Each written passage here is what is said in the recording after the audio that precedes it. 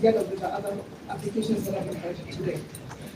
Actually, for the 15th interested party in 15, I just be had for 1 minute on and I just ask an important question. How do we move forward? But the paradox as I got it, because I don't make speeches, is that my colleagues accused this side of making speeches, and in the process they made speeches. But having said that, my Lord, an issue has arisen following disclosures by my Lord Justice Mrima about how this bench has been constituted. It's now apparent that the petitioner and the first interested party in petition 15 have an issue with that. We suggest that we be given time to file a formal application. It could not have been filed earlier because the disclosure has been made here. And since that issue goes to the core of your capacity seat, it ought to be resolved preliminarily. Whether you have been properly empaneled is the most preliminary of preliminary issues. We urge that you give direction of the nature of a timeline when that application ought to be filed, a timeline when responses will be filed, then give us a return date to come and pass that application on whether you are properly constituted.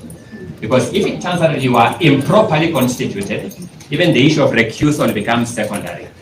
But if it comes out that you are properly constituted, then the issue of recusal now follows. I urge that if you follow that route, in accordance with my teacher's guide and Professor Gachagua'S guide, there will be greater order and coherence. And I thank you. But is that an adjournment? Is that Mr. Ongoya applying for an adjournment? Because he's saying, and perhaps slightly wrongly, that even the refusal application comes after the termination of the question of empanelment.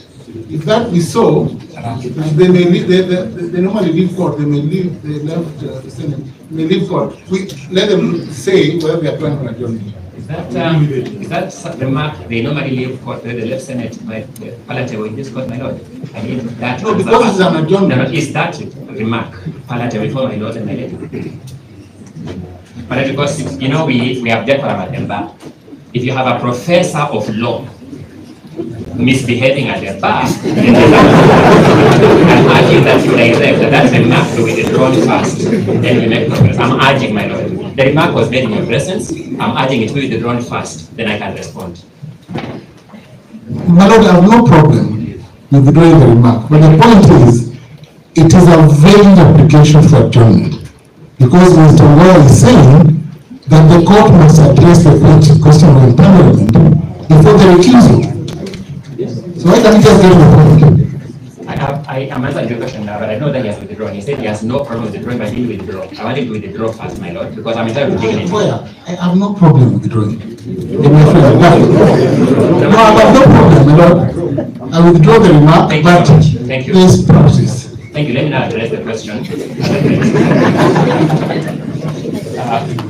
My Lord, Professor Ojienda was my teacher and a mentor of many years. I have no respect for him. I just know my own dignity asserted, because I can't protect my own dignity if my own is in question. But having said that, my Lord Judge Mrima, you are a witness that the issue of how this bench was empaneled has been disclosed here when we are here. We have raised concerns through learned colleagues like Mungai and learned colleague Mr. Ndegwa that we now want to take that as an issue. My colleagues have rightfully submitted that matter requires a substantive application. Rightly, we agree with them fully. But you agree with me that if you are improperly constituted, then you cannot make one more step. It's therefore in that regard that my Lord Judge asked, how do we move forward? I also had my learned mentor, Professor Gachagua'S again ask, how do we move in an orderly manner? I'm suggesting let that substantive application be placed before you. Being as preliminary as it appears on the face of it, give back-to-back timelines on the compliance by the parties. Let the parties come and now formally address you on that question. Let us have a determination on that question. I humbly pray. Leadership, again, allowed to move forward. Thank you. Allow